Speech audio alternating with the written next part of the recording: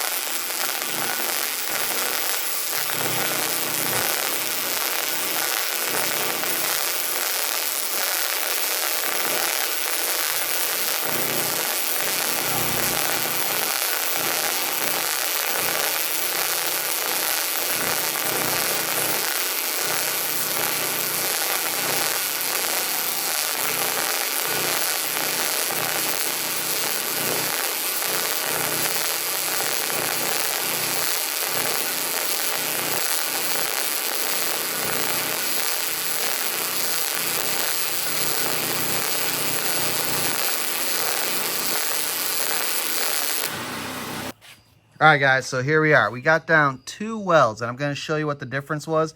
This one, it did kick out on. This one, it did not kick out on. And we could have kept on going, but as far as off-road and welds and all that, if you could put down that much of a weld, you're going to be able to repair whatever you're working on. So where we're at, this is an auto set welder here. So we were first at an 1/8 here, which I've done more or less on that. And that was our first weld that only went about that far, and then it finally kicked out. We knocked it down to 16 gauge here, and we were able to weld what seems like, for as long as we wanted to, we put down that nice long weld, and it didn't seem like it was having an issue. So that is on 110. All right, so for the 220, we actually had to get a converter plug, which we got this off Amazon for like 15 bucks. Great deal. The idea is normally running 220, you're going to get a better weld, but the nice thing is when we're running 220, technically it should draw less amps. So hopefully when we put this on and connect all this, we're going to be able to dial this thing up to about the 1/8 gauge or so, and hopefully not kick anything out. So we'll see what happens. And not really a big deal either. You just hit this button right here and it does reset all that. So even if you did have to weld thicker stuff with the 110, You just can't run the welder at long periods of time, which again, for off-road or just getting the rig ready, you can make do. So let's get her going. All right, we're hooked up to 220. We're gonna set it at 1/8 and we should be good to go.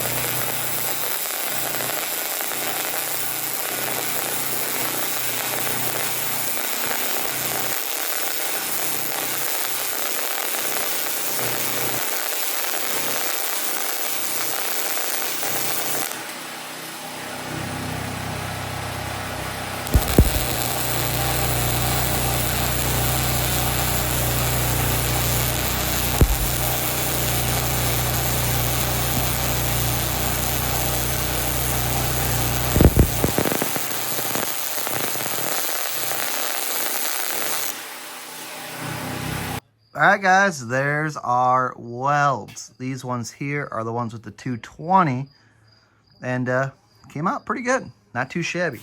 I'm going to show you what we did. So we came out over here, and we started on an 1/8, and she was running great, so we got greedy. We went all the way to the 1/4 inch. That's pretty thick, and she bogged out immediately. So we went back down to 3/16, and she was still wanting to bog on us. So surprisingly, only bumping it down to an 1/8 here, and she had no issues. That's where you seen us go back up here. Boom, we did that line. And then I was like, well, you know, it's so close. I want to do another line to see if it finally kicks out. And I did another line with no issues, guys.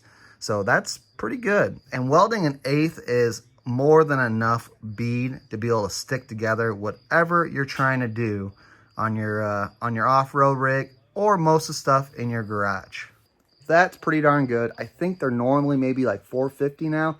Obviously, you can go spend more money. Gonna be able to power your welder, no problem. So if you know you have a bigger welder or you're looking to do thicker stuff and all that, then I would definitely recommend on getting a bigger generator. But that generator did just do it for us. Great budget price and all that. Great for putting in the back of your truck with your welder. Throw your tonneau cover over it. Get on the trails or on your campsite, she's gonna be there for you to get the job done. Super impressed with this, doing exactly what we needed to do. Don't need it doing some super crazy stuff. That's stuff for the garage.